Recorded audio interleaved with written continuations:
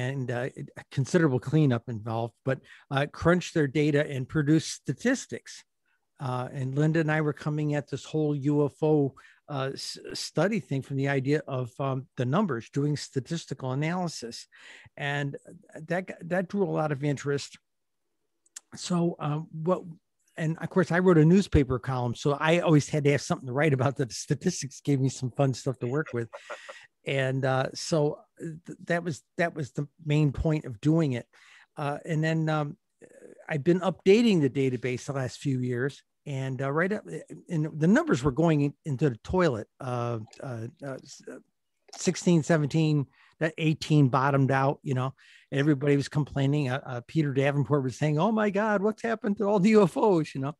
And I kept trying to tell everybody it's part of a normal trend, because we had been studying the trend, and it's about a 6 to 8 year cycle, up and down kind of thing. And I told him it was going to start coming back a little bit. 18, MUFON started tweaked back just a little bit in 18. 19, it came up a little bit, and then I took 2019 off to work on another project. And around February, early March of 2020, I got a phone call from George Knapp telling me his phone's been ringing off the hook. There's UFO sightings all over creation right now. Is this a year they're coming back? And I went out to New Fork data and pulled the first 3 months, January, February, March. And I stuck them into a template that I had. And right off the bat, for that first quarter, it was the best year we'd had since 2014, which was a solid year. And I'm going, whoa, what's going on? So I told him, I says, give me a couple of days, so I stuck the numbers into a model I had built. And I predicted where we would be this year. And we came out with really good numbers.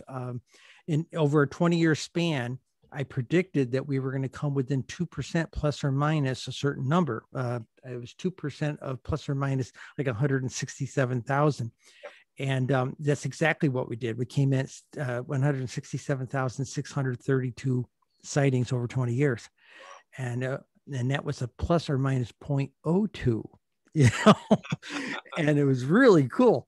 So I started tinkering on it back in 2020. Wasn't anything else to do but watch streaming TV and eat, right?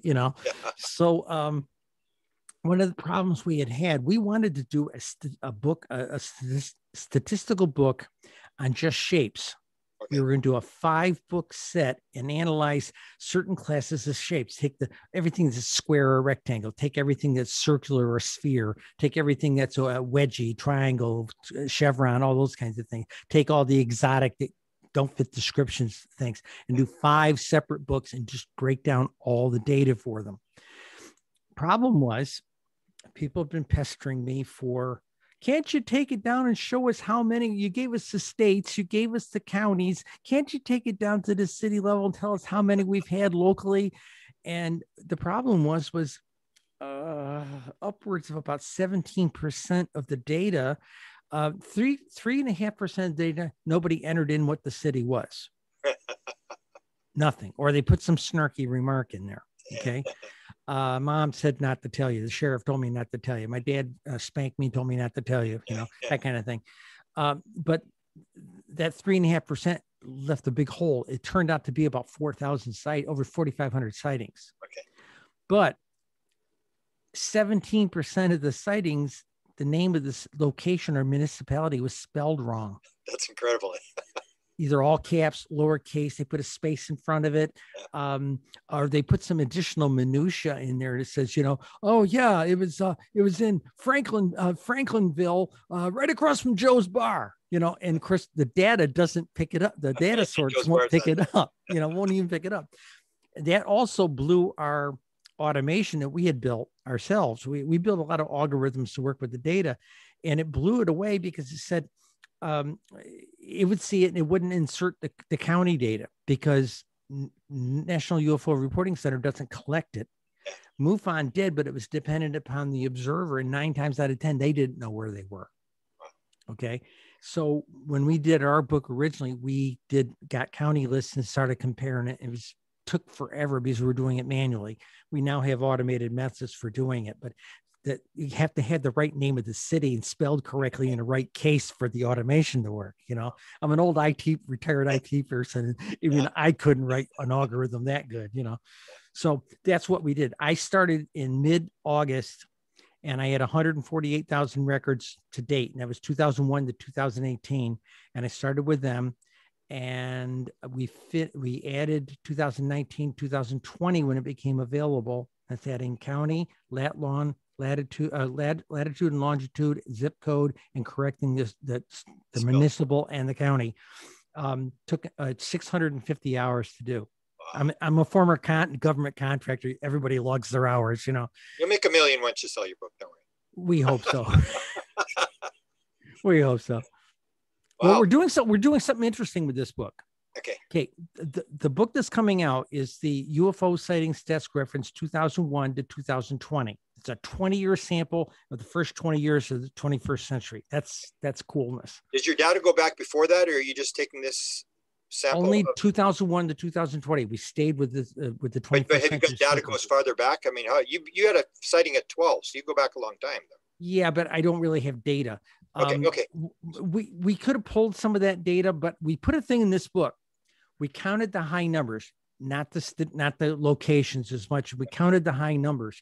So if you look at the 19th, because people kept asking me when the book came out, why didn't you go back 40 years, Cheryl and Linda? You got nothing better to do. Well, yeah. So this time around, I reached that data was available on Newfork. I went to, when I got MUFON's data for 2019, 2020, I said, hey, would you do me dates only? Is all I was interested in. Dates only from 1960 to 2000 through 2000. Okay. They did. Neither database was compatible. It was like this. Okay. Neither one was compatible.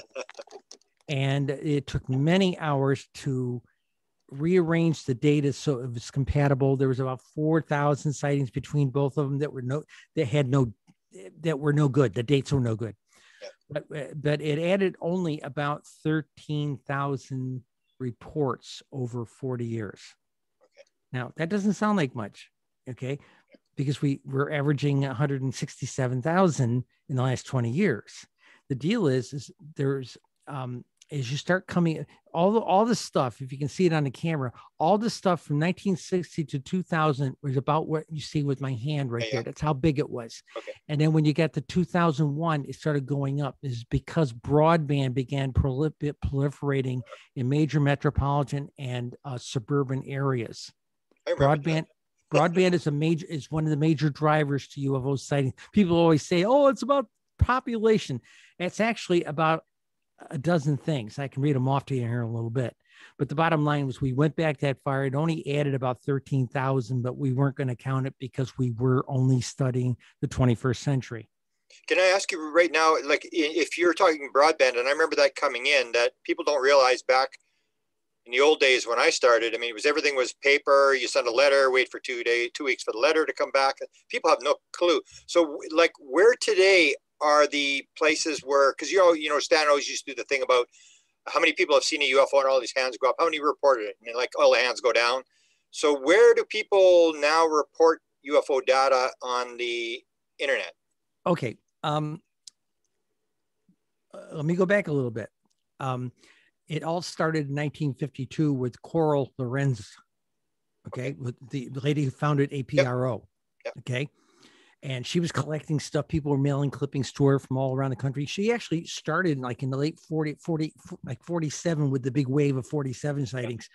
And then by 52, she started this APRO group and reaching out. They peaked at about 1,500, almost 2,000 members at one point. Yeah. Okay. So some of that group, Illinois, broke off and later became MUFON. The Illinois chapter broke off. Okay, but in those days, prior to the internet, prior to about the mid 80s, people, if you were lucky to see a fluff piece on the local news, it said, hey, there's this guy out in Ohio collects UFO data. He's got an answering machine. He'll take your fax. He'll take your mail, whatever. We used to see stuff like that back in the 60s and 70s. And that's how it got sent in. Faxes, newspaper clippings. You call up somebody's answering machine and tell them what happened to you, that type of thing. And that's how it was done. In the mid 80s, with the advent of things like CompuServe and America Online, we start seeing a little bit of a track upwards. Okay. And then by the late 90s, we're just starting to see a little bit of broadband. And by 2000, broadband is proliferating rather seriously. And I was in the IT industry. I had those charts. I knew exactly what was going on. And one of the biggest things that holds us back from the rural states is the lack of rural broadband that we're hearing about in the political circles right now. We need a Tennessee Valley Authority style effort to get rural broadband. And that's going to change the landscape of UFO sighting reports as that happens. Yeah. Okay. And what about, because I'm just north of North Dakota in Canada, and I think MUFON in North Dakota is basically folded. Do you have that kind of problem where, like, major states like in North Dakota where there's basically nothing, no researchers or anything like that? Because people used to ask me about the numbers here in Manitoba, and I said, well, it depends how many researchers you've got. If you got one researcher, you're going to have like 100 cases. If you got 5 researchers, you're probably going to have 500 cases because you got 5 times as many people gathering the data. So is there areas where you have like a vacancy of people even to report stuff? Yeah, well, no, it's not so much that, not anymore with the internet, but stuff still gets sent in manually, I hear. Okay, but you were talking Dakotas here. South Dakota and North Dakota are ranked number 49 and number 50 of states. Okay. In 20 years, South Dakota had 418, North Dakota had 335. Wow. That's not much over 20 years. That's see, I even have an averages chart here. North Dakota averaged about 16 a year, about 1 a month, and 0.3 a week kind of thing. It's small. Where everything they've had in 20 years, California does in a week. Yeah, exactly. Okay. Related to that, let me ask you another question related to the North Dakota thing, because when I started, they put the only anti-ballistic missile unit in the United States, 100 nuclear missiles in North Dakota. That's when it also went crazy. And you've done some work on nuclear missile sightings. Do you have a lot of stuff that, say, Robert Hastings hasn't picked up, or is that really true? Where there's a lot of nuclear missile sightings in your data? Well, that's the problem. I went out and looked. Okay, back when people did that in the 70s, with like with New Fork data, one lady did that very extensively, and she mapped a lot of sightings around military bases. Okay. Since the fall of the Cold War in the late 80s, early 90s, a lot of those bases got throttled back to to National Guard or reserve bases. Okay. And only major bases that kept all the advanced technology really were getting any sightings. And I got confirmation on this from Lou Alessandro. I interviewed him 3 times. Oh, is that right?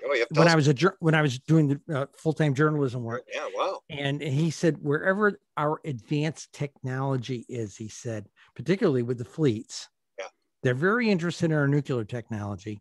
Yeah. Okay. I think they're and when you look back historically, we were these primitives that were fighting it out with bombs and bullets back in the World War II. And about the end of that thing, we lit up a new kind of box of matches. And I think that scared a snot out of, oh my God, the primitives have this thing, and the nuclear weapons. And it was right after that we started getting all the traffic. And so there's a big thing there. But do I have any information showing around military bases? Yeah, if I look at Norfolk, the Oceania area, that type of thing, there's a lot of sightings there. But I can, I don't know if they're related to the military. Senator Rubio's office says they're related to the military, but I don't know if they are. Regarding the 55 nuclear power plants in the country, I have their street addresses. A couple of activist groups have great web pages. I have their municipal address. I have their county address, and nothing remarkable there. Yeah. Well, okay, except for maybe Indian Point, but they've had a lot of issues with UFOs for years, and they've had a leaky site for years too. So. Let's go to Elizondo and to the government. What about the government action? Like you're filing people will say the government's got these big databases and they're tracking all this stuff. Is that true or not true? Or are they just watching military? Like Elizondo would seem to hint that they're just tracking the military stuff, that they're really... I asked him that because I said, look, I'm former military. I worked in very highly classified stuff. Yeah. And I said, I understand compartmentalization. Left hand typically doesn't know what the right hand's doing because of that. Okay. But I said, do you guys ever look at the MUFON or New Fork database? He said, we're not allowed to under Title 10, Posse Comitatus. Right. Okay. Okay, fine. So he was remarkably interested in my book. I sent him a copy. Okay. Yeah. The first one. But he told me, he said, their databases pretty much are tracking what's going on around military installations and the fleets. Yeah. Particularly. Okay. So he told me, I says, there's a regular baseline of stuff. He says, no, he says, there's sometimes it just gets dry, nothing for weeks or months. And then suddenly the boards light up. We got all kinds of stuff, it's sporadic. And I said, okay, that was all I really wanted to know. Now, one other thing I did ask him, I says, I know you had deep compartmentalization authorization. He said, yes. I said, did you get to pick open some of all those pieces? And he's always got that stoic face, and I said, was it when you got into him, was it worth the reading? And he lit up like a kid on Christmas morning. And he says, yeah, it was. I said, were you able to get at everything? He says, no, because it was so badly cataloged. Because remember, a lot of people didn't want to be associated with it over the years, that type of thing. I mean, it's half the problem now. We only got the intelligence community interested because the fleet's being buzzed beyond belief right in the last 10, 12 years. Yeah, okay? It's really not in anybody's sort of bailiwick. I mean, there's not really anybody's job. Yeah. They didn't want to get painted with the stigma most people don't want to get painted with. Yeah. That was the problem. But he did say that, he said there were some we couldn't find because of the way classifications, that makes it sound like secret, top secret, type of thing. The way they cataloged it, okay, and classified the data in the context of its subject matter. He says there's still stuff they have not found, but he says a lot of it's available. They've read it. There's a lot of interesting stuff's going on, but he couldn't go into it, and I wasn't going to press him on it because I understand the sensitivity. Now, you work for Lockheed. Do you ever get tired of the story of them asking you about the crash flying saucers at Skunk Works? Because everybody figures like if you're in the government, you know everything. If you're at Lockheed, you would know everything. And I was a internal security investigator. I investigated IT security problems. I was I was an antivirus guru, and I was a what they call a red hat. I break into our own systems to find out where the bad guys can get in. Okay, and at one point I got to sit down after a 2-year study. I took my bosses aside, I said, I need a 2-hour meeting with you, and I showed them where all the bodies were buried. And where all the holes were. And one woman stood up, one of the women managers said, I'm going to have to go to the mall today to get my hair colored. It scared the hell out of them. And but no, from that side of the business, Skunk Works thing, I know nothing about them. I've heard the same stories everybody else hears. I know nothing about them, really. Yeah, no, I'm saying, but you must have got tired of people asking you about it because once they hear where you work, or you're like in the Air Force or the Navy, and it's like, because I know I always said, like, I was a manager at the University of Manitoba, and I said, if I knew everything, I had the keys to the president's office, the 8 vice president's office, payroll, I had keys to everything you could possibly think of. And do you think I would have left 6 months before a buyout if I had known what was going on? It's like people said, okay, make that assumption. Yeah. The goofy thing was, I think I tell people, ask me because I'm an Air Force and a Navy veteran. Yeah. Okay. Air Force wasn't that interesting. In fact, that's one of the really cool sightings I ever had was when I was in Vietnam. So. Oh, tell me about that. I didn't know. Tell me about your first sighting, and then tell me about Vietnam. First sighting was about 12 years old. Late August. It was a couple of weeks before school started back up. Okay. It had been a really great growing season. The corn was higher than our car, that kind of thing. And we were up visiting an uncle at their farm. And we were starting to come down the dirt road from the uncle's farm. And again, like I said, corn on either side of us. And my mother has my father pull the car off the road a little bit, dirt road. And what's going on? Mom points out to a clear blue sky. It's about 4:00 in the afternoon, clear blue sky. there is, and you have to put your finger out, put your arm out and look at your little fingernail. That's how big this thing was. It was a sphere parked out there like a rock, shiny. And she said, well, NASA was only about 5-6 years old at that point, it was 65. So she said, it might be something NASA's doing, might be something the Air Force doing, might be a weather balloon, might be people from another world. And that fascinated the 12-year-old. We're going, oh, wow, really? So we talked about it a little bit more. We got back on the road, got down the hill, turned left to get on the state road and go home. That big old Chevy Impala, I crawled up in that back window. And of course, my brother and sister were toddlers, so they were like not conscious of this. But I'm looking up at those guys saying, who are you guys? Who are you guys? When that thing decided to go, I didn't see another effect like it until like the last 20 years with some of these starship movies. It was that gone thing, and go, it changes you. Okay. It changes you. At that point, teenagers are, mom and dad are stupid, that kind of thing. Mom and I actually had a pretty good relationship on this context because we had something in common. So we'd go to the books. We were reading books by Frank Edwards, all the guys that wrote them back in those days, and I'd read one, she'd read one, and we'd do it like a book report for each other on Friday evening or something like that when my dad was working. And then got in the late 60s, we got a copy of Von Daniken's Chariots of the Gods. She dog-eared on the top of the page. I dog-eared on the bottom. That book was destroyed, But the deal is, in fact, by the way, our first UFO sightings desk reference, Eric has one. Eric Von Daniken has a signed copy, and he thought it was fantastic. So, here we are 6 years later. I'm in Cam Ranh Bay, Vietnam. I'm an Air Force telephone line person, climb telephone poles for a living. People shoot at you on those things, and oh yeah, a lot, believe me.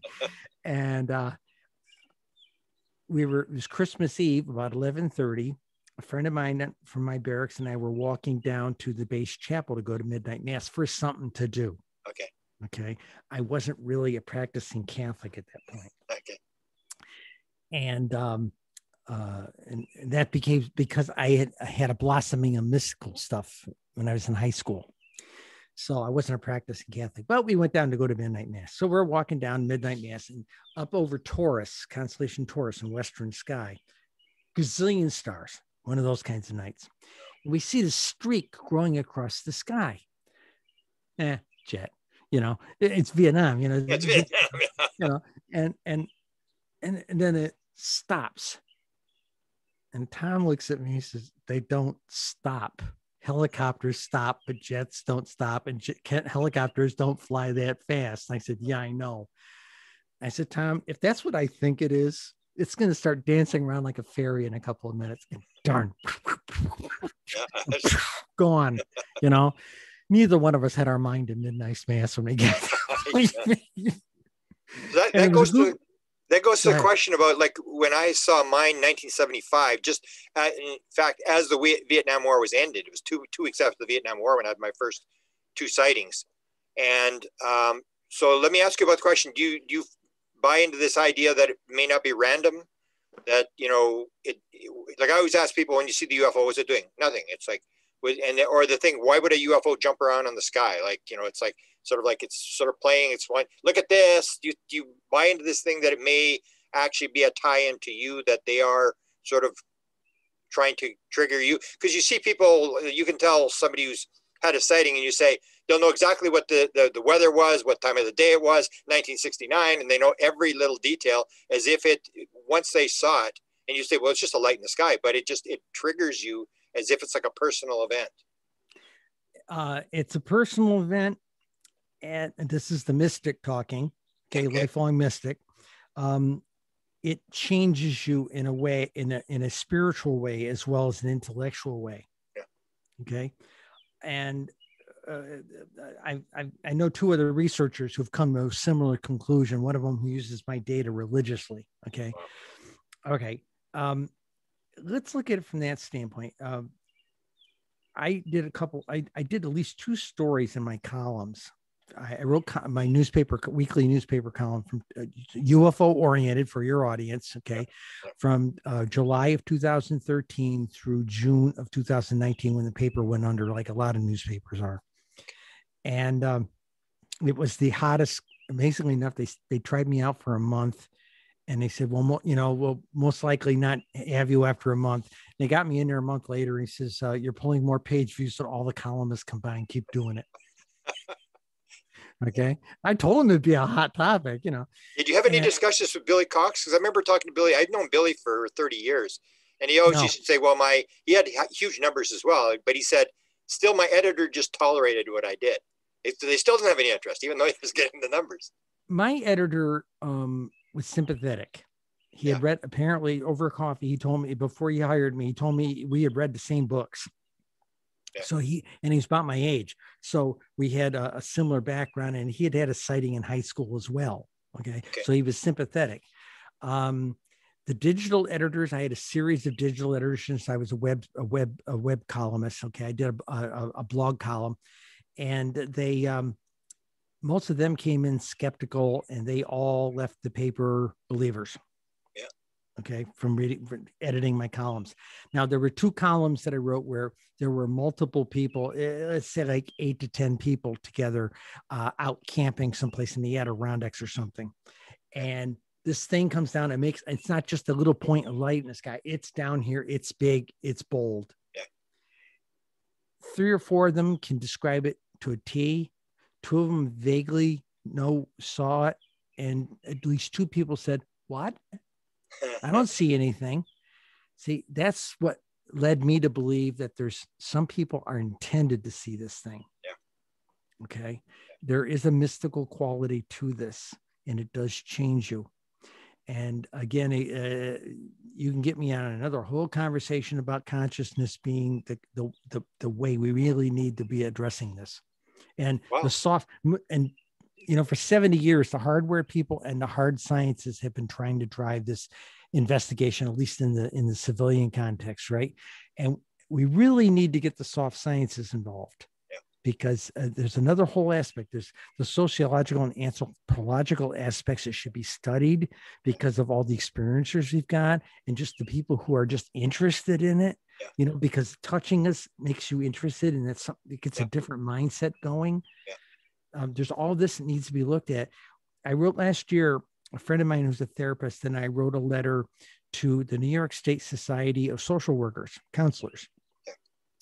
And we explained what the situation was with this stuff, with the amount of people that see them and are experiencers. And I offered to come give a presentation like I do at conferences.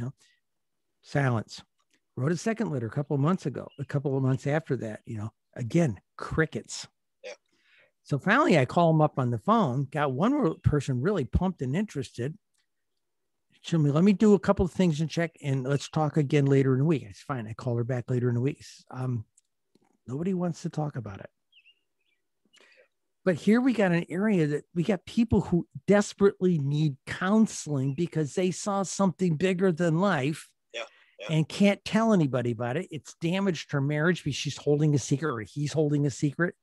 I've run into situations where people have told me, my wife thinks I've got an affair going because I won't tell her about my UFO sighting. Yeah. That kind of thing. I had the experience in 2012 where I moved from nuts and bolts to consciousness. I remember Jerry Pippin. You may have remembered Jerry Pippin. Heard the name. Yeah, he's a big interviewer at the time, and I was doing the presidential stuff, which everybody thought was pretty cool. You're doing the presidents. And then he said, well, I can't believe you've done that. I can't believe you've gone from presidential stuff to consciousness. I can't believe you did it. I said, well, I kind of got teleported, Jimmy. I didn't really go there, Jerry. And so talk a little bit, because that is a very big interest to me. And I think where this thing will probably end up going is this idea that it has this mystical aspect to it. It's 1,000 times more complex than people think it is. And we're starting to move there, because in 2012, even myself, I couldn't have spelled consciousness, and I couldn't have cared less. And now, I don't really do presidents anymore. I don't really do anything. I just realized that this is a significant thing. So can you talk about yours? And do you think Elizondo understands that in terms of all that he's experienced? Does he understand this aspect, or are they still into the thing about, you know, the threat, and we need the technology and metamaterials and all that. Yeah.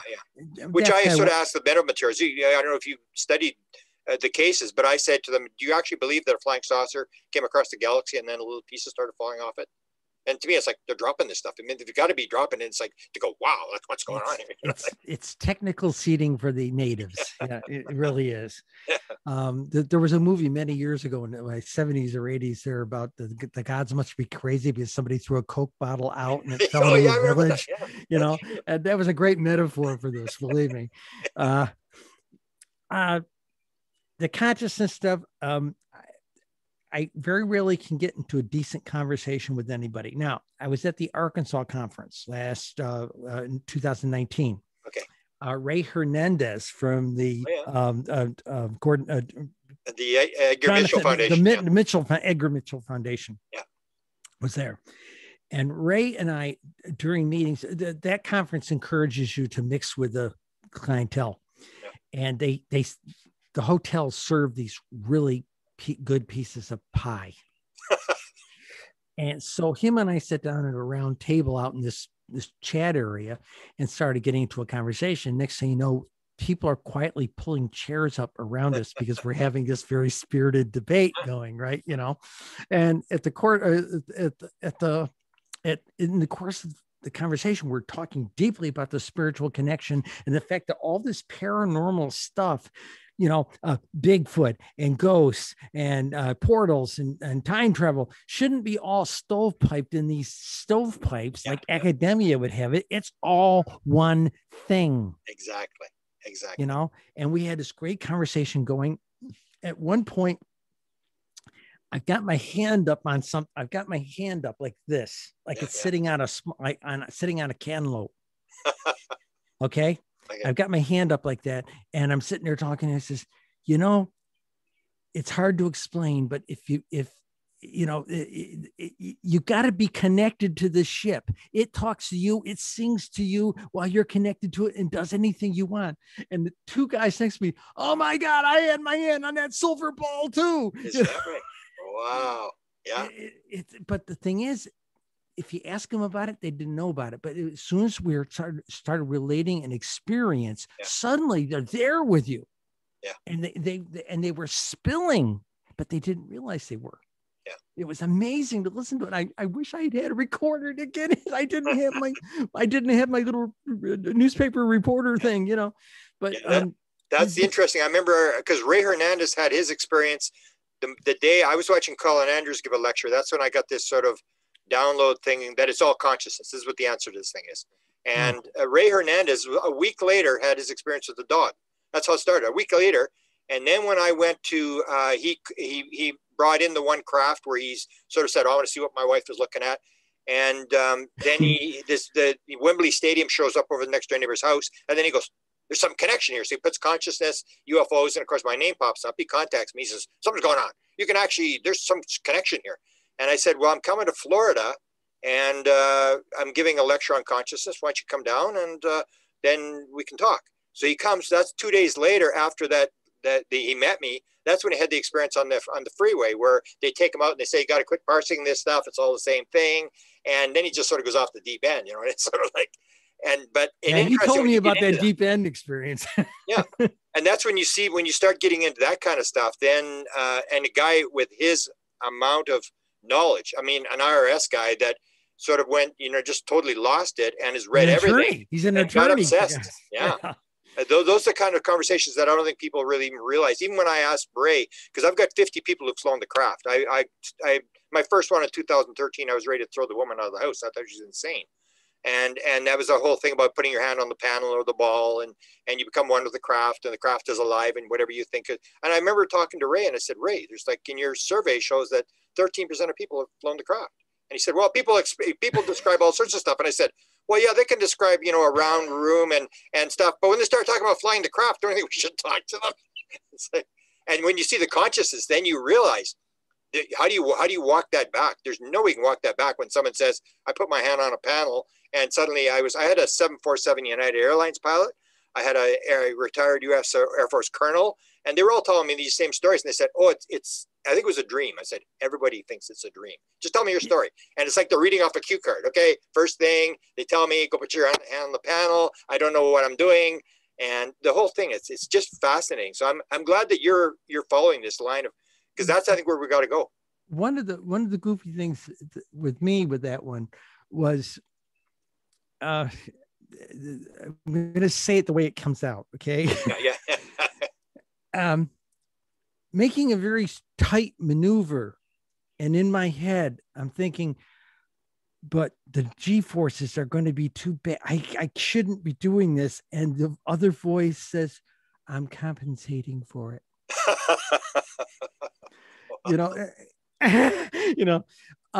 Okay. When did that experience happen? You had that experience? Yeah. So when was that? Was that later on? It must have been much later on. Okay. I lived in a Buddhist monastery from. Oh yeah, that's right. You did. From 1997 through around 2007. Wow. Okay. It's not like you think you're living in this big Gothic place. It's I was ordained Buddhist nun. I hold yogi vows now. Wow. So I'm allowed to be, if I wear robes, it's these white and burgundy ones, but, and I'm allowed to be married, but my spouse had to be equally qualified. Wow. So my spouse is the closest thing you're going to get to a Zen master. Exactly. And my Lama had to interview her. Wow. Okay. We had to be equally compatible.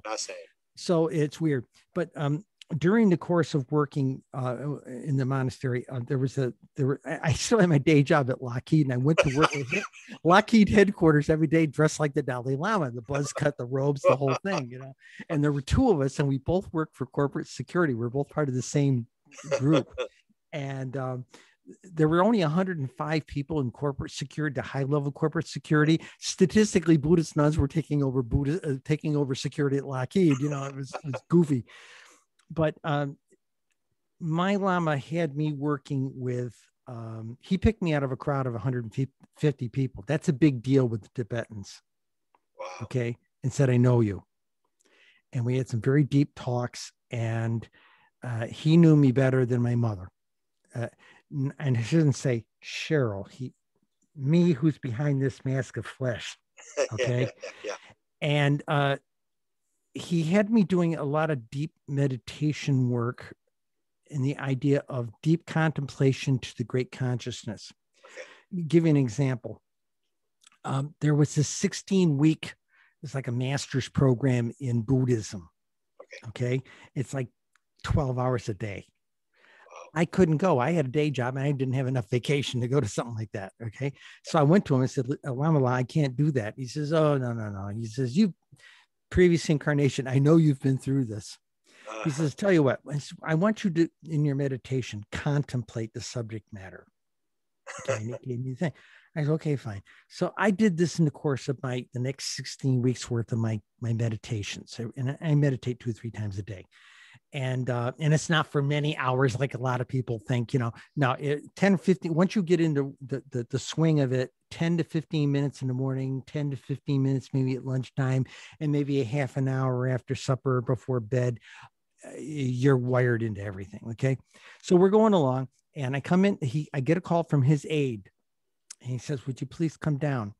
And it was towards the end of their 16-week thing. So I go in there.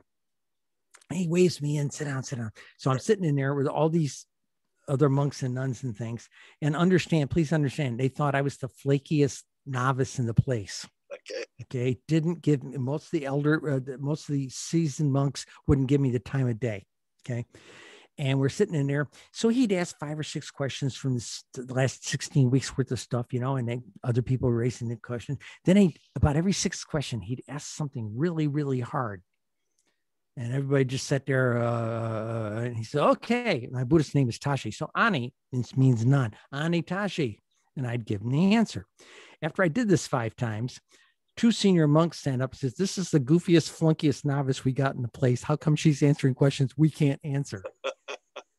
And his 2 answers are mind-boggling. First answer was, he says, what did you do? And I said, well, you told me to contemplate everything, and it just sort of downloaded. And everybody's like, give me this dirty look. I've been here 12 hours a day, 16 weeks, and you just downloaded it. The other statement he made, he said, what else is it? I says, well, based on that last question, it's quantum physics. Okay. And Lamela gets a big cat ate the canary look on his face. He says, yes, and we had it 2,600 years ago. So somebody's been helping us with this stuff. The deal is with the consciousness. I've been teaching all my students to reach out and touch. Okay. All my remote viewing students have been to the base on the backside of the moon in the last 20 years. That card always makes itself it gets into that cycle of a bag of 100 cards that we use for a remote viewing class, right? And I've taught 5 or 6 remote viewing classes in the last 20 years. And every one of those classes, eventually that card bubbled to the top, and they put down their pens at the end of the session and said, usually some lady would say, boy, whoever those folks were, they weren't pleased with us being there. That kind of thing. They were aware of us. Okay. And so that's what really got me on the consciousness thing, that if we're going to touch them, we've got to reach out and touch the great consciousness and plug into everything. Now, you're not going to do it with 5 minutes worth of meditation every week. You really got to start developing the skill. And once you develop the skill, and I know people come to me all the time, well, I've been doing it for 3 months and I haven't touched ET yet. And I said, Slick, I was doing it for 6 years before I did. Trust me, you will eventually. Just keep it up. Yeah. It's almost like we're no different than any other social or political movement. People figure because it's important, we should get it right away. And it's like, no, you got to do the work. I mean, just like any other discipline. That what do you see in terms of ufology? Are we starting to catch on? Are we starting to get that aspect? And I went back to Elizondo. Do you think Elizondo understands this, knowing all the inside stuff? Because I don't know if you followed like Kit Green, where they're following the experiencers around, with the DNA and the caudate putain and all the stuff in the brain, and they realize that the experiencer, these people have some sort of contact, and maybe we should check out what they're doing. That they seem to understand that it's much, or even where Kit Green says that your religious take on it or your personal view will determine in a large way what you're seeing, and that two people standing beside each other won't necessarily see the same thing, which indicates, they may know something here. This is kind of getting into the field where you're starting to realize this, we're the component of what we're seeing and stuff like that. So do you think Elizondo understands, or are they still really back in the nuts and bolts? I have never been able to get, I've had 3 deep conversations with him, 2 of them at a MUFON conference over coffee and donuts, Okay. He plays it really close. He's a former intelligence officer. He plays it close to his chest, and I worked in that gig too. So I understand there's a tendency to hold it close. The thing about the perspective, well, let me give it to you perspective. Somebody asked me that question sometime back. He says, well, what's the difference perspective? I said, I think the easiest way to put it is, are you expecting to meet St. Peter when you pass, or Anubis, or, and I listed off 3 or 4 more guys, and I said, I mean, Anubis is big in my household, so, and then the guy looked at these people I was talking to and said, oh, it is a perspective, how it's caged. And I said, it's a filter for how our brain sees it, or how our intellect sees it. But the concepts are at a very high level, and we have to interpret it. And that's the problem, is everything we're sensing is beyond concept. This is the Buddhist training. It's beyond concepts, are what we do. What it is just essence. Yeah. You mentioned portals. Give me your take on the portal thing. Let me give you one real quick one. With there was a kid in high school, my grade.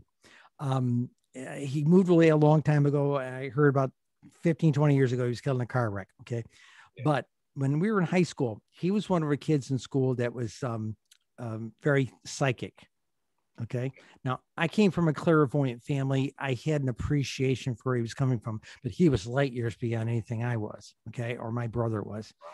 And it's about 65, 66 time frame. There was a wave of UFOs about that time. And particularly in New York State. And he said, I think I can call them. And we were all, it was just before the street lights were coming on. We were all laughing on somebody's front porch. Oh yeah, right.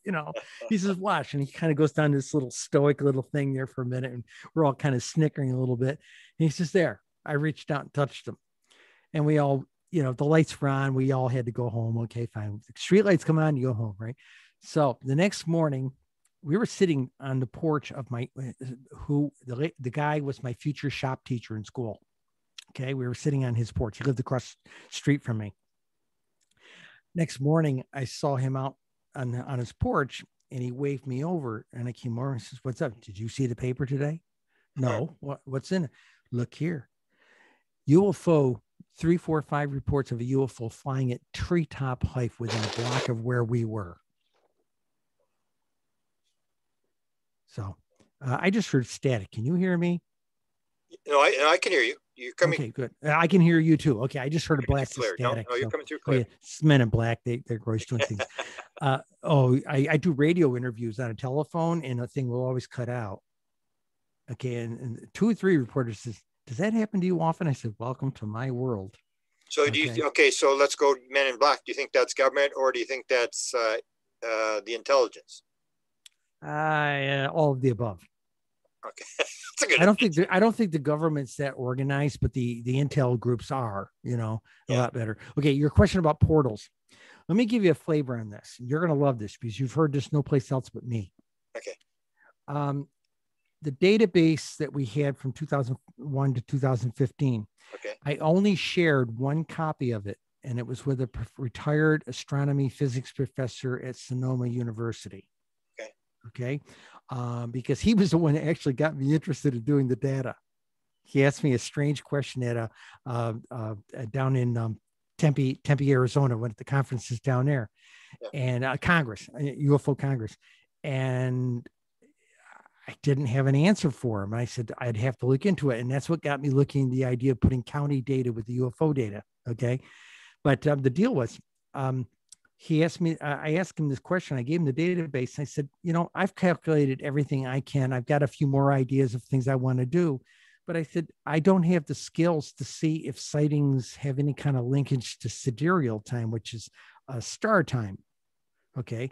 For your audience, the star that's overhead right now, right this minute, tomorrow at this time will be overhead about 3.5 to 4 minutes sooner. And the day after that, 2 to 3, 4 more minutes sooner. After about a week, next week, it will be overhead about 30 minutes sooner. Okay. It's a 23 hour, 56-minute day. Don't say 24 hours. It's 23 hours, 56 minutes. Okay. All right. It's very precise. And okay. So sidereal time. So I said, maybe this is a sidereal time factor. And we talked about it on the phone, and, we both came up, it'll probably be white noise. It'll probably just be flat, random white noise. So he ran some checks that were kind of synchronized with me, looking at when most sightings are during normal civil time. It's about 68 to 70% are between 5 o'clock at night and about 11:30 at night. Okay. The other 16 hours a day, it's only about 25, 30% of the sightings. Okay. So we both had similar numbers there. He ran these calculations on several states because he had to put latitude and longitude with them, things like this. And, I said how consuming that is. He came back and he said, they're all coming up around 18 to 18:30, that which 6 o'clock sidereal time to 6:30 sidereal time. Well, that's when the galaxy is directly overhead. Now, some people in the audience may say, well, duh, there's a gazillion stars when the galaxy's overhead, but 6 months out of the year, it's overhead during the daytime. Okay. But most of the sightings were peaking during that window of time. Linda and I sat down and talked about this over a friendly glass of wine, and she suggested, well, maybe there's a portal. The center of the galaxy is strictly out there. Says maybe there's a portal and they just keep popping out of that, and that's why most people see them at this particular time. And that's the only conclusion we've ever had for portals. Okay. Isn't there something with remote viewing about stars, about if you're in a certain direction? Yes. Okay. That's the 1330 effect. Okay. That's 1:30 sidereal time. Okay. Remember, this is a moving target through the year. Okay. I've done a couple of studies. If you're within a 2-hour window of it, within 30 minutes of it, either way, that would be 1 o'clock sidereal time to 2 o'clock sidereal time, and 1330 being right in the middle of it, there's a 450% increase in the psychic ability. If you're within the 2-hour window, an hour either way of that peak time, it's about a 250% increase in yield. Okay.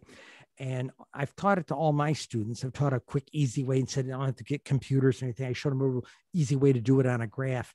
And I did a study. In fact, I wrote an article for Wicca magazine that all of the major pagan holidays peak on this particular sidereal time, but at different times. Now, I don't know if you know any Catholics. They used to practice a thing called the Angelus. 6 o'clock in the morning, the bells would ring and they'd say prayers, noon and 6 o'clock at night. So these 6-hour windows. Okay.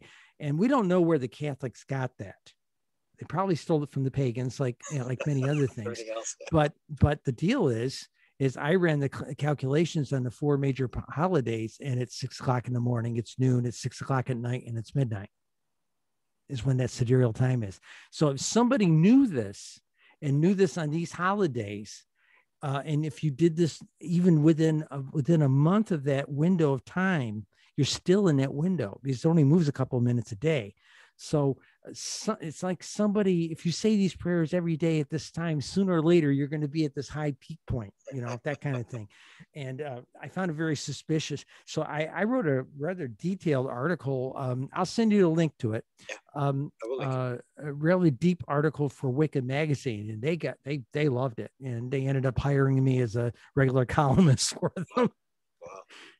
All your articles. I heard you recovered all your articles that you'd written. Do you plan to publish that in books or? Oh, it is published already. I did it during 2020. Had nothing better to do, and I put on 20 pounds.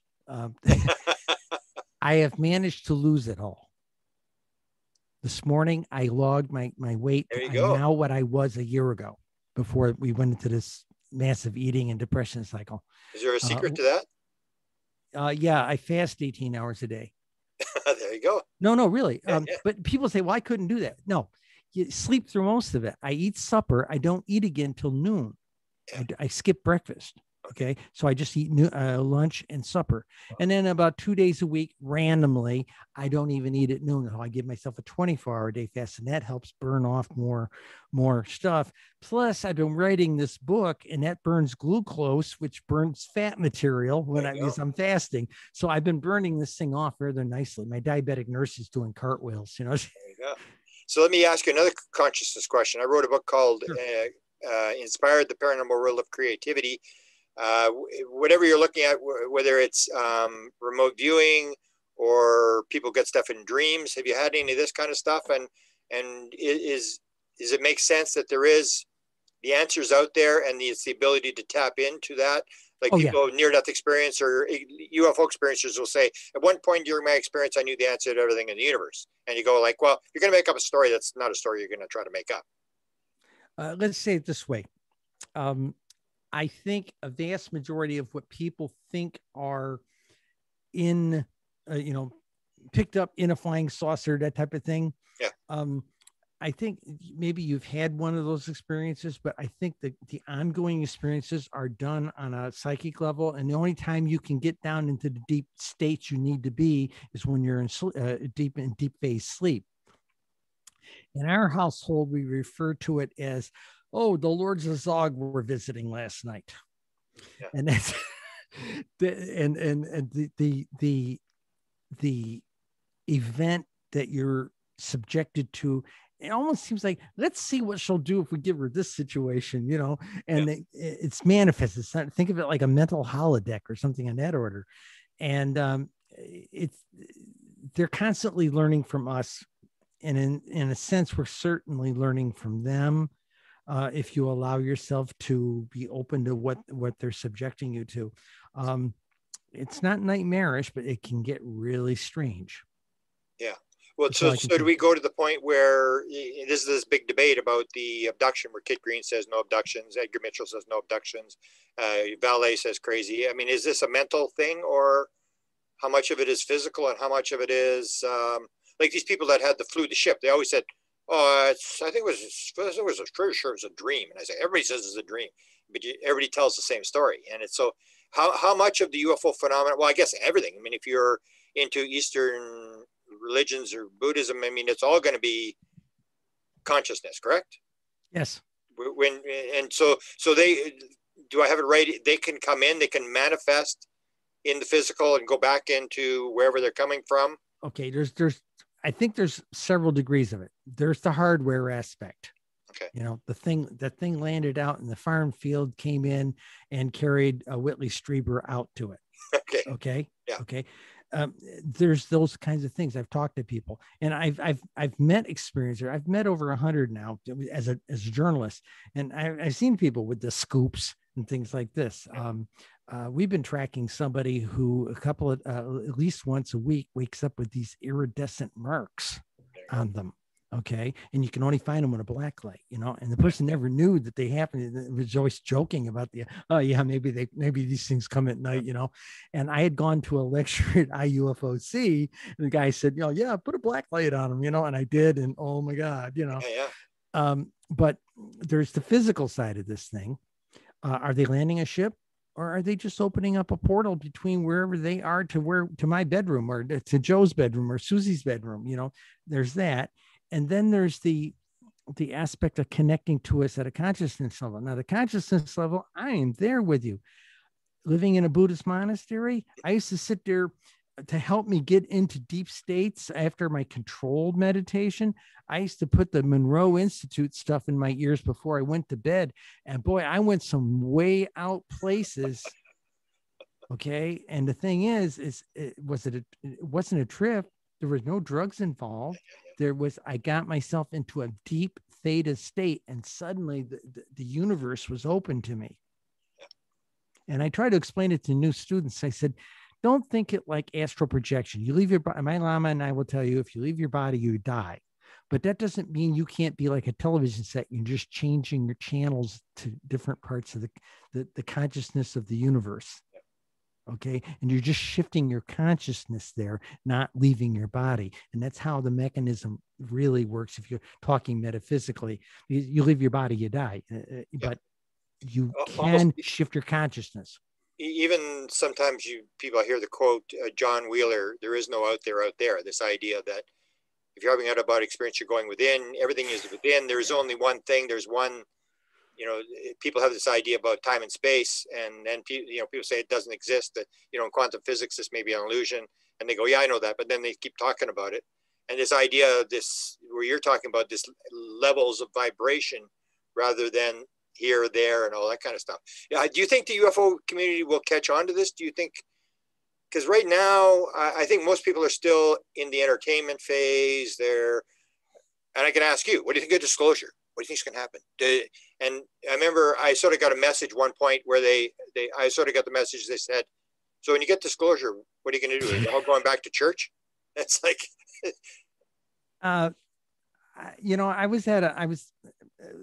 Linda and I had I was 69 last week. Okay. So she took me out for a birthday dinner at a high-end place that does brilliant fish work, work with fish. And it's a high-end restaurant. And while we were sitting there, and the waitress towards the end was wrapping up things with us, and said, what do you guys do?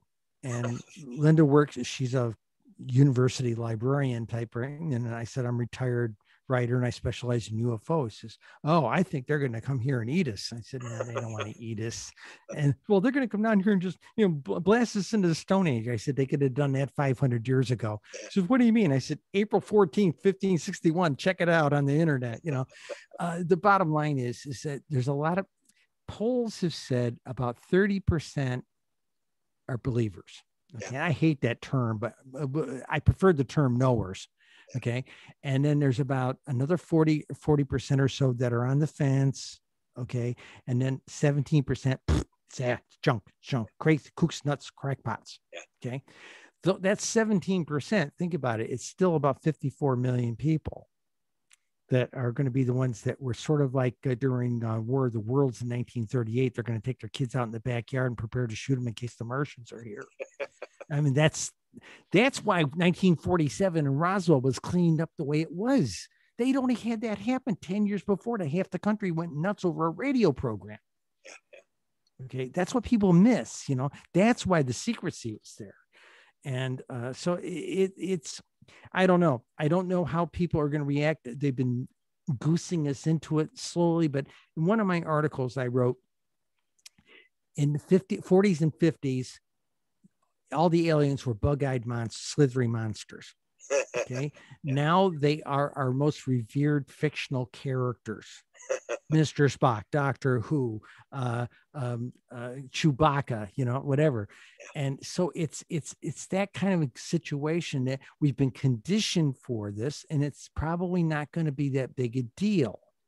The biggest people are going to have the hardest problem right now are the mainstream news people. They all drank their predecessors drank the Kool-Aid, and they're now the generation of people who were taught by the guys who drank the CIA Kool-Aid. Oh, this is kooks, nuts, and you know the Condon Report. You know, oh, there's nothing to this. You know, the academics are the same way. I tried to get a presentation up to 5 different colleges, and they laughed me off the phone. Yeah. You know, and tell me I've about got that, data. about the because I came from a university as well, so I know what you're talking about in terms of that mentality.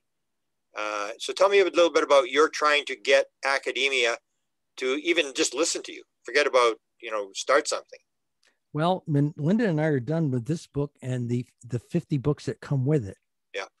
And I said 50 books come with it. We're doing an individual book of statistics for every single state of the union. Wow.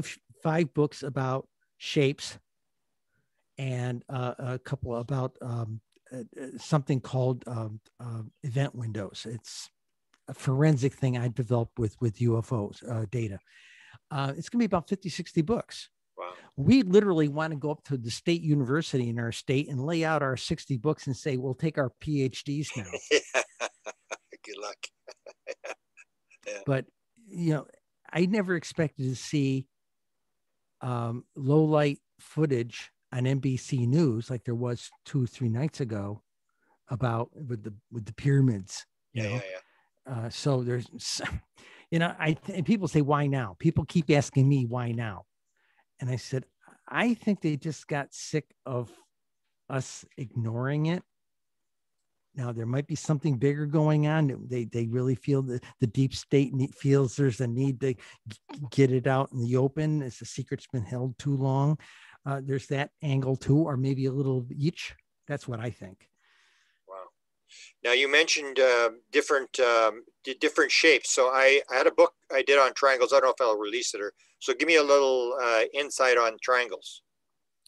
Triangles. One of the heavy hitters. I stopped really paying a lot of attention to them because everybody kept telling me everybody's been throwing TR3B in my face. Yeah. Okay. We do a chapter in our book called The Truth is in the Exotic Shapes. Okay. And we've identified it down to like the squares, the ovals, the egg shapes, the rectangles. Okay. That type, the changing UFO. The changing UFO is the most regular and most stable UFO out there, but almost nobody knows it exists because if you plot all of the UFOs up on one chart, and then look for the changing UFO, it is so close to the baseline down here on the bottom of the graph, you can't even see it unless you actually do a report on that and blow it up. And you find out there's only about 70 sightings, 70 to 120 sightings a year. But when that shape is one of the ones that's really special. The other one. So tell me what the changing UFO is. What are you talking about? Dr. Valet was talking about them. You're out there with your equipment, you see the thing, and when you put your gear on it, it changes. Okay, I had 2 of those. Okay, that's what I thought you were talking about. I've had 2. Okay, now is that an incredibly intelligent AI ship that knows you're looking at it and then puts a different projection in your mind of what you think you're seeing, which is what I think it is. Yeah. Then there's the other one that's even better. And this is the one that got Lou Elizondo really stoic looking. It was 2017 MUFON convention in New Jersey, Cherry Hill, New Jersey. Linda and I had a little computer set up with a color printer, and we could print it. You tell us what your county is and what state and county you're in, and we'll print you out a little thing of sightings, right? And I was talking to Lou over a cup of coffee on Saturday morning. I said, hey, you know, everybody's saying that UFOs are in the toilet and everything. You know, I said, there are 3 shapes that are not. In fact, they're on the increase. He says, what? I printed it out for him. You remember in 1986, there was the JAL flight coming over from Japan, that freighter, a 747 freighter. That thing was a half a mile wide. Okay. Whenever there's only about 40 sightings of them a year, but when they show up, the ovals and the eggs show up with them. So it's almost like the Saturn is the mothership, and the teardrop shape is like a shuttle ship, and the egg shape is like a little scout ship, and it has the respective increases in volume of sightings like you would expect. You know, like if an aircraft carrier pulls up, you know, you got bigger helicopters supplying things, and you got little scout helicopters, that kind of thing. That's what it looks like, and they all go up together. And just recently I plotted the changing shape, and it's in the same profile. We think that's a stealth observation ship or something, but it's a little scary when you look at that and say, wow, this is something regularly scheduled. And it's so far here in the United States. We have this attitude of, oh, what's the mega biggest sighting you got? What's the thing that shows up the most? You know, the light in the sky, for God's sakes, you know, but I said, that's not the big deal. The biggest and brightest and all that is not where the secrets are. The secrets are in these tiny numbers.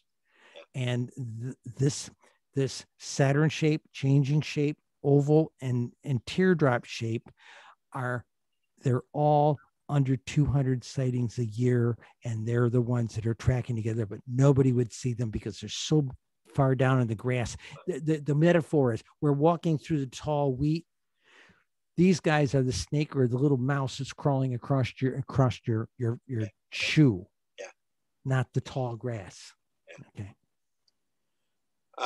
Okay, so finally, can you tell me about you just told me your book is being published. So you've got a bunch of books. So when contact comes, what can people get now? What's the latest?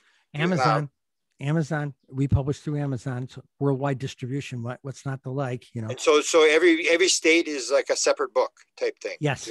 Okay. Yes. They won't be out yet. We got to get this statistics book. This is the summary. This is got all our heavy research in it that Linda and I did. And it's 2001 through 2020. And we've got some really cool tables in there.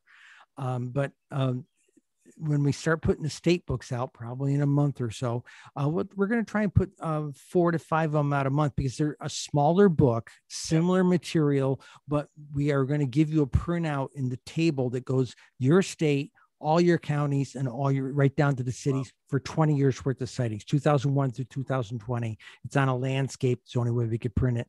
But every single state will have their sightings in it. Now, it's not stories. I got to warn people, this is not field investigations. This is not great stories to read. It's just the data, the numbers of what happened. But you can look up your hometown, and if it's had a sighting in the last 20 years and it was reported, it's in there. And you're self-publishing. And that's, I think, is almost like the internet, that once we get into self-publishing, then you control the game and you can put stuff out very, very fast and update it, change stuff as it moves along. I think it's a different world now with the... It is. Well, actually, when you publish through like Amazon, once you put it up there, you're pretty much stuck with it. So you got to be really careful. We went through a great deal of editing and double checking to make sure we didn't have any glitches. Like we had a couple of glitches in the last book, but you had to make sure it was exactly the way we wanted it. And because we built it in these PDFs, we could take them down to Staples and run off a sample copy. And we've got a notebook here that's this thick, Yeah. for the book. It's over 400. It's about 430 pages is what we're going to press with. The state books will probably be in the 250 maybe range. That they're going to be thinner, more for the consumer who wants to take it like a Guinness Book of Records. Wow, our hometown had this. Look what the county over had. That kind of thing. You don't have to buy 500 copies to try to sell them and stuff like that. It's very individualized in terms of data that you can produce that kind of stuff. Yeah. And well, there's a marketing thing to it too, to be honest with you. There was a guy who gave us a seminar last year who writes children's books. Yeah. He says it's better to write 50 small children's books than one big book of children's stories, because then once you get it up on the sale thing, they're all at the end of the month. You're old enough to know what a phone bill looks like. A lot of little charges add up to a big phone bill. Yeah. These things, all these little sales add up to a big number at the end of the month if you get enough of them out there working for you.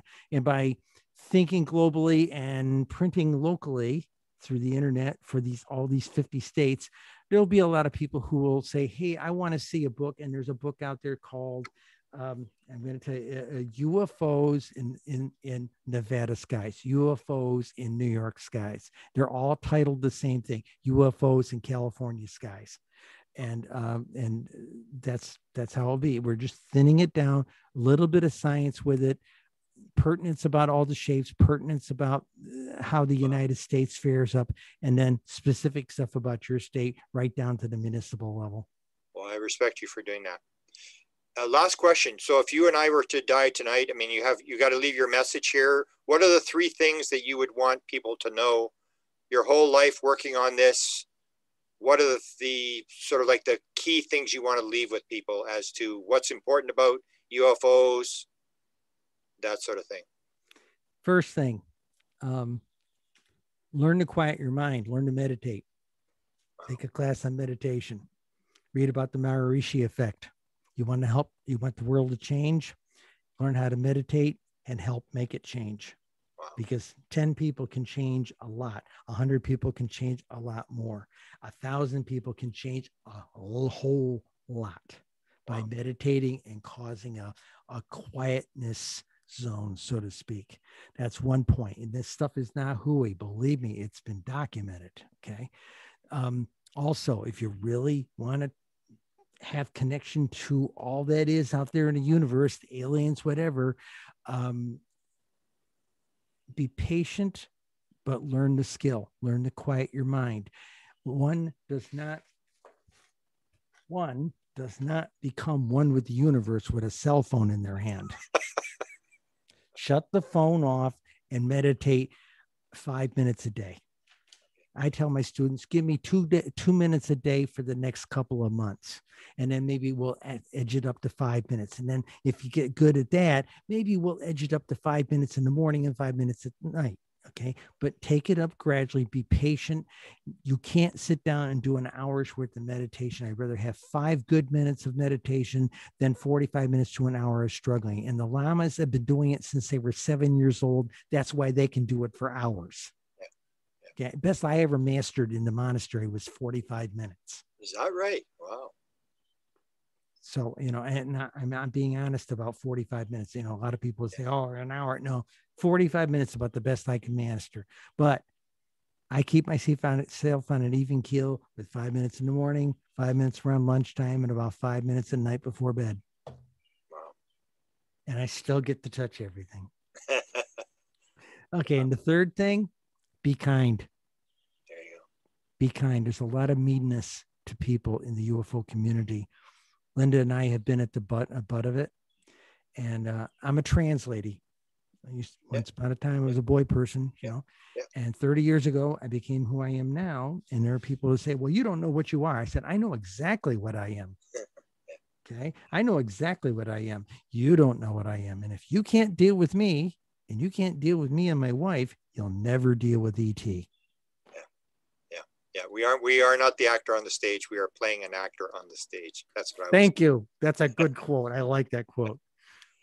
I didn't know you were so much into consciousness. Well, I have to read your stuff. You've written a lot on consciousness, because I think we'll have to have another conversation.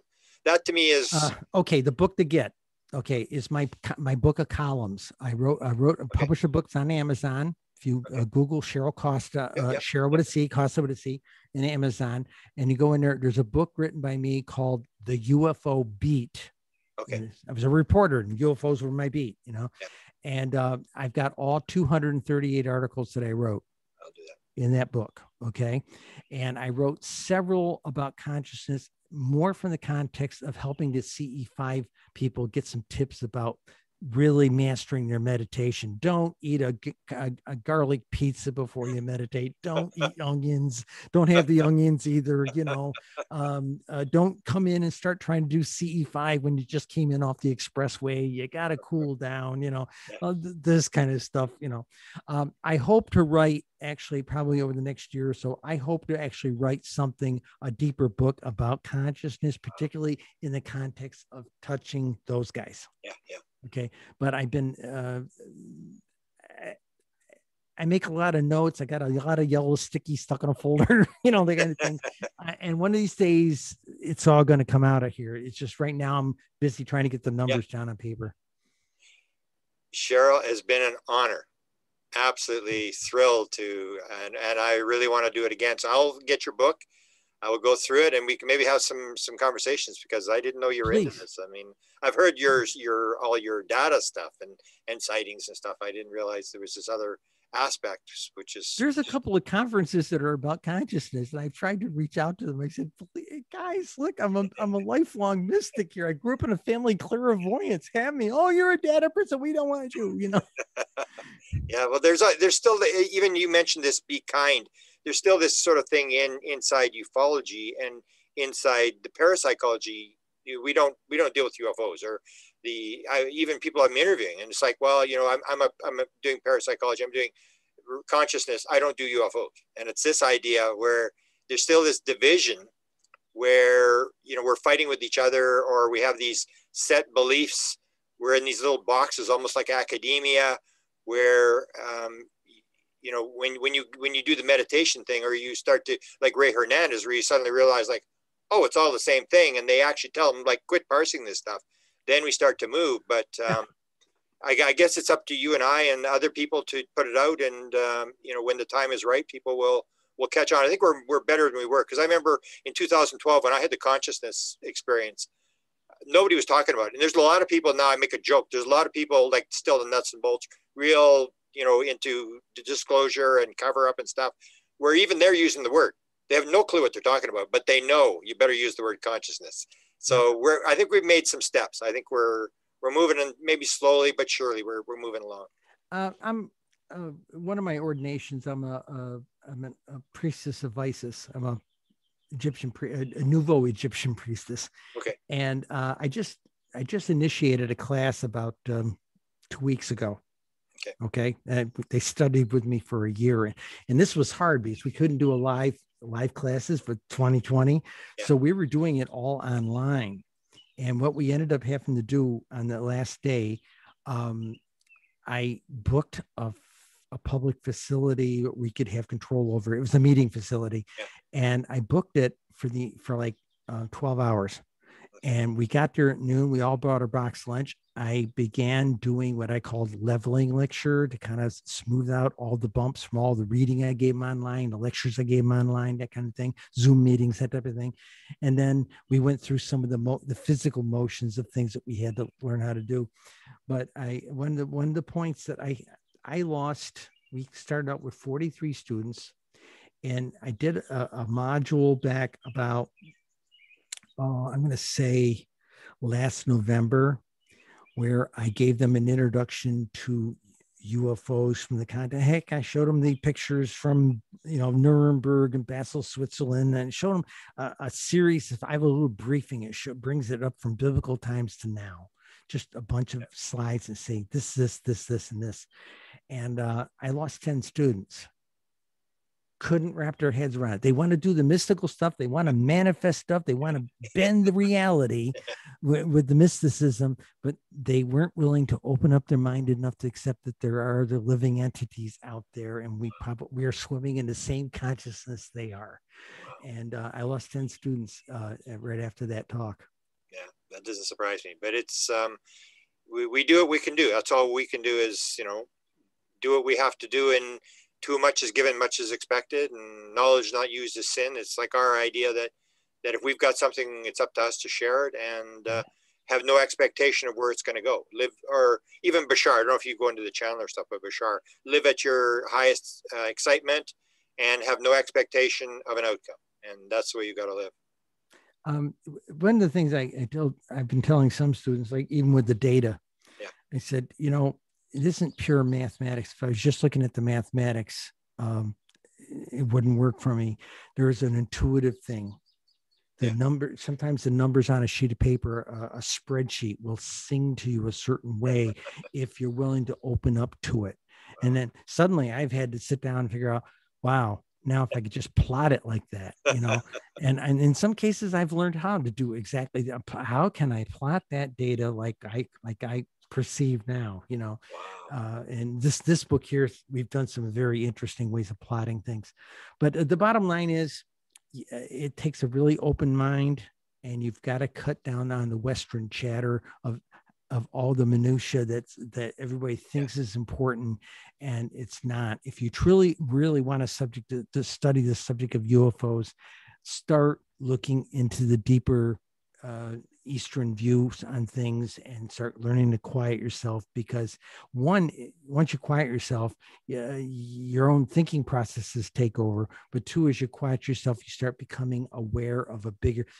One of my lamas used to say, the reason they can't see certain things that you can see is they have not made their view of reality elastic enough. Okay. And that is one of the biggest things I teach my students these days. I'm trying to stretch your view of reality. And this is, there's use an old Star Trek term. This is just a trumped up, tin plated piece of junk. This place is nothing but a big freaking illusion, and you're stuck in the freaking dream.